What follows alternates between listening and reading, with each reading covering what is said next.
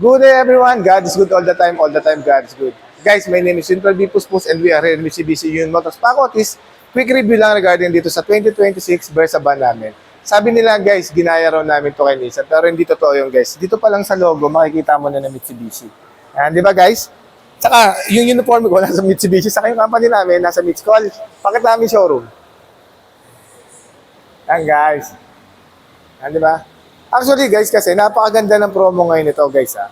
Ang SRP nito guys, 1,600,000. Ang promo nito ngayon guys, zero cash out. Inclusive na yung 1 year comprehensive insurance, 3 years LTO and then settle mortgage. Tapos guys ha, meron po kaming 20,000 fuel subsidy. Kapag nilabas mo yung unit guys, meron kaming shell app na ida-download para sa inyo para just in case na magpapakarga kayo sa Shell, bibigyan namin kayo ng 20,000 fuel subsidy. Ngayon guys, ikutan lang natin yung unit. Simulan natin dito sa loob.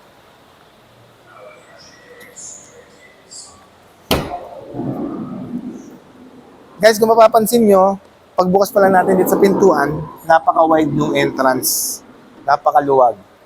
Ayan guys, mapapansin, napakaluwag. Tapos, any seat row guys, kada seat row meron tinatawag na aircon vent. Ayan no, may mga aircon vent. Tapos guys babanggitin ko lang yung dimension nito guys Ang dimension nito guys, overall length 4,710 mm, overall width 1,695 mm, overall height 1,990 mm. Siyempre, pagdating naman sa kanya wheelbase, naka 2,555 mm. Tapos, gross vehicle weight capacity is 3,400 kg, curb weight is 2,011 kg. Tapos, siyempre, ang seating capacity nila, 15-seater, pero Pinoy tayo, kasya dyan kahit 20-seater. Ganun kasi pagka Pinoy.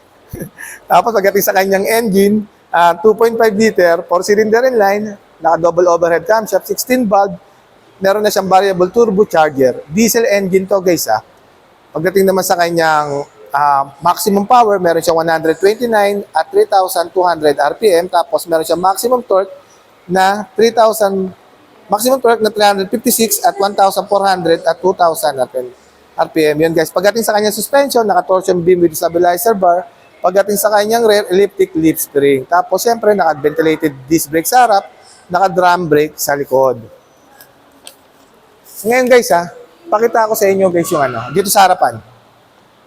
Guys, itong unit na to, guys, naka-dual airbags na to. Tapos, siyempre, equipped din siya, guys, ng ng ABS and EBD. Tapos, siyempre, naka 5-speed manual siya. Ayan, guys. Naka 5-speed manual yan. Napakaganda di ba ng Versa van namin? Ngayon guys ulitin ko lang yung promo namin.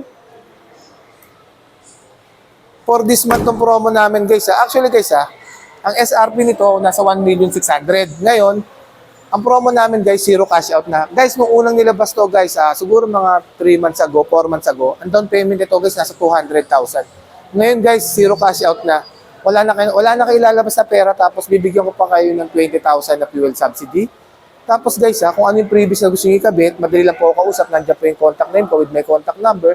Just feel free to inquire. Once again, my name is Winfred B. Puspos, ang lagi nagsasabing, ano mang hirap ang pagdaanan natin dito sa mundo, mananatiling mabuti ang Diyos. Maraming salamat po. God bless everyone. Thank you.